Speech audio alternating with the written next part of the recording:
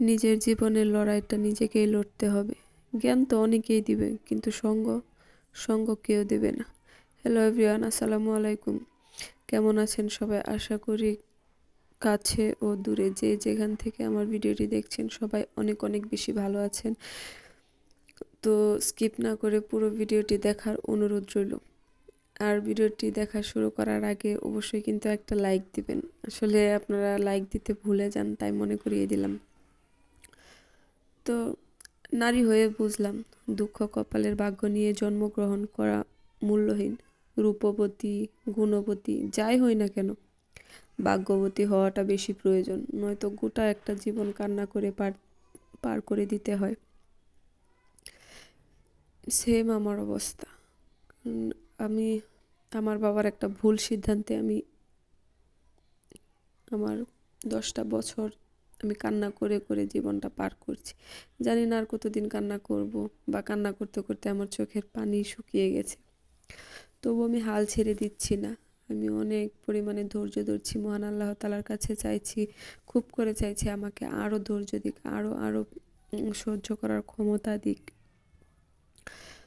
তো যেখানে আমার মুখের কথা কাউকে বোঝাতে পারি না, সেখানে মনের কথা বোঝানো তো এক খুব বড় বিলাসিতা। কারণ আমি তাকে অনেকবার বলেছি, তোমার এরকম ব্যবহার আমাকে অনেক কষ্ট দেয়, আমাকে ভিতর থেকে ভেঙে চুরে একেবারে কি বলবো। আমি তার পা ধরে বলেছি, আমি গত রাতেও তাকে পা ধরেছি যে তুমি দরকার পড়লে আমার গায়ে হাত তুলো, কিন্তু কখনো আমার সাথে এরকম ব্যবহার বা এরকম গালিগালাজ করো না, দয়া করে করো না। আমি মানসিকভাবে খুবই বিপর্যস্ত, আমি মানসিকভাবে রোগী হয়ে যাচ্ছি, তুমি আমার সাথে এরকম করো না। কিন্তু না, ওর কথা, জীবন তো একটাই, কোনোভাবে গেলেই হলো। মানে আমাকে সম্মান দেওয়ার প্রয়োজনও মনে করে না, আমার কথার কোনো মূল্য দেওয়ারও প্রয়োজন মনে করে না, আমার সাথে ভালো করে দুটো কথা বলারও প্রয়োজন সে মনে করে না, কারণ জীবন তো একটাই, কোনোভাবে গেলেই হলো। তো সংসার করতে এসে বুঝেছি, অন্যায় না করলেও কিভাবে অপরাধী হওয়া যায়, দোষ না করলেও কিভাবে দোষী হওয়া যায়। সত্যি কথা বলতে গেলে তো আমি বেয়াদব, আমি খুব বেশি পরিমাণে তর্ক করি, কিন্তু সে এটা বুঝতে চায় না যে আমি কেন কথা বলি বা কেন আমার কথার মানে তর্ক করি। কারণ ও যদি আমাকে ওইসব কথা না বলতো, বা কি বলবো, কোনো কিছু বলার নাই, উচিত কথা বললে আমি বেয়াদব। যেখানে আমার ইচ্ছার কোনো দাম নাই, কোনো শখ নাই। আসলে জীবনটা এখানে এসে দাঁড়াবে আমি কখনো কল্পনাই করিনি। খুব অল্প বয়সে বিয়ে হয়েছে আমার, কিন্তু খুব স্বপ্ন নিয়ে, খুব আশা নিয়ে। আসলে খালি আমি একা না, সব মেয়েরাই হয়তো এই স্বপ্ন, এই আশা নিয়ে শ্বশুরবাড়ি আসে, স্বামীর ঘরে আসে। স্বামী তাকে বুঝবে, স্বামী তাকে সময় দিবে, সম্মান করবে, ভালোবাসবে, কিন্তু এই কটার একটাও আমার কপালে নাই। আসলে দেখতে সুন্দর হওয়ার চেয়ে ভাগ্যটা সুন্দর হওয়া জরুরি, যেটা আমার কপালে নাই।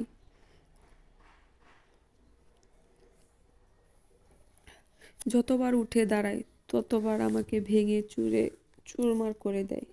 নিজেকে স্ট্রং রাখার আপ্রাণ চেষ্টা করি, সারাদিন পজিটিভ চিন্তা ভাবনা করার চেষ্টা করি, কিন্তু দিন শেষে ওই একটা কথা, দুটো কথা আমাকে আবার ভেঙে চুরে চুরমার করে দেয়। কোনোভাবেই আমি নিজেকে সামলাতে পারছি না, কোনোভাবেই নিজেকে দাঁড় করাতে পারছি না।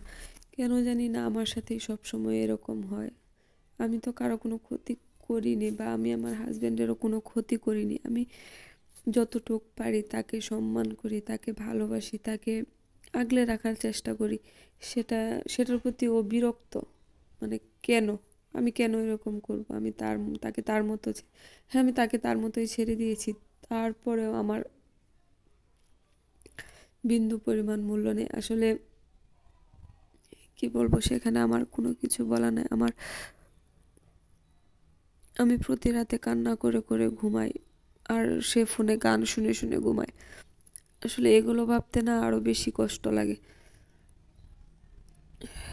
আমি বেশিরভাগ রাতে খাই না, মানে কষ্টে খাই না। খেতে বসলে আমার চোখ দিয়ে অনবরত পানি পড়তেই থাকে, আমি খেতে পারি না। কিন্তু ও কখনো আমাকে জিজ্ঞাসা করে না তুমি খেয়েছো। কিন্তু এমন কোনো দিন নাই, এমন কোনো সময় নাই যে ও যদি একটু রাগ করে আমি তার হাতে পায়ে ধরে যে কোনো মূল্যে আমি তাকে খাওয়াতে বাধ্য করি। মানে ও না খেয়ে থাকবে সেটা আমার একদম পছন্দ না, আমার ভালো লাগে না, আমার কষ্ট লাগে। কিন্তু আমি যেটা ফিল করি ও সেটা ফিল করে না, এটাই হয়তো আমার ভাগ্য।